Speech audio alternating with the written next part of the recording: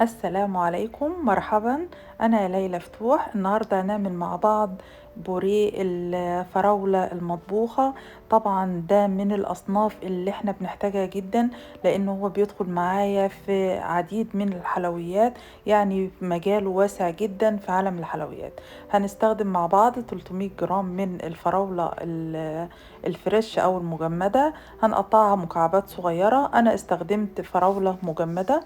هستخدم معاهم 100 جرام من السكر، ده سكر حبيبات، ومعاهم كمان 15 جرام، يعني معلقة كبيرة من عصير الليمون الفريش. هبتدي دلوقتي انزل بالمكونات بتاعتي. هجيب الاناء وهحط هنزل بالفراولة. طبعا تقدري حضرتك تستخدمي فراولة فريش او مجمدة، يعني المتوفر عندك. وهنزل عليهم بالمية جرام من السكر. طبعا السكر الحبيبات هيعمل على تحلل الفراولة. وهنزل كمان عليهم بمعلقة من الليمون. لو انا سبتهم شوية وقلبتهم وسبتهم شوية، الفراولة بتاعتي هتتحلل وهتنزل العصارة بتاعتها، ومش هبقى محتاجة لأي سوائل، او ان انا احطها على نار هادية جدا على البوتاجاز لغاية لما تنزل لي تتحلل وتنزل لي السوائل بتاعتها. يعني انا مش محتاجة ان انا احط لها اي سوائل. طبعا زي ما حضرتك شايفة بدأت تغلي معايا. طبعا لسه بدري على نضجها. طيب هتسأليني يا ليلى انا اعرف امتى انها استوت؟ طبعا انا هبتدي دلوقتي طالما هي غلت معايا هبتدي اخفض النار وهسيبها على نار هادية. طبعا زي ما حضرتك شايفة اختلاف اللون، بدأت ان هي تقل في الكمية، بدأ ان لونها يبقى اغمق اكتر. لما بقلبها بلاقي ان قاع الحلة بتاعي خلاص بقى ظاهر معايا. الاول لو انا قلبتها ما بشوفش قاع الحلة. زي ما حضرتك شايفة كل ما اسحب المعلقة بشوف القاع. وزي ما حضرتك شايفة لونها كمان اختلف. هبتدي دلوقتي افرمها بالهاند بلندر. طبعا انا بفرمها بالهاند بلندر لان هي سخنة معايا. ممكن حضرتك تستخدمي الخلاط بس بعد ما تبرديها شوية.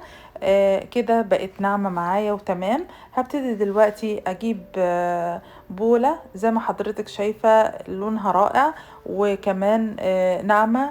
هبتدي اجيب بولة وهجيب معايا مصفى وهحاول ان انا اصفي البوريه بتاعي تماما عشان اتنازل عن البذور اللي موجودة داخل الفراولة.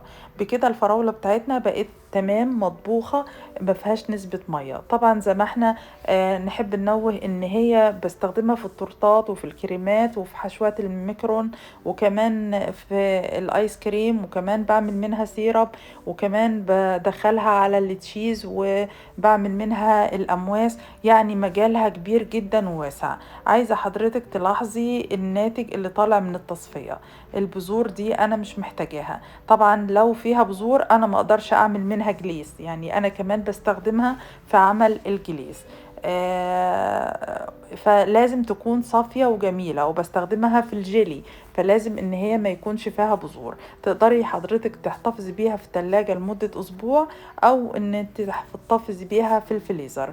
زي ما حضرتك شايفة ناعمة ولونها جميل ولونها حقيقي مغري، يعني تتاكل من غير اي حاجة. اذا كان الفيديو بتاعنا النهاردة عجبكم يا ريت ما تنسينيش من اللايك والشير والدعاء ليا والام الغالية بالرحمة والمغفرة. اكون سعيدة جدا وممنونة، واسيبكم في رعاية الله.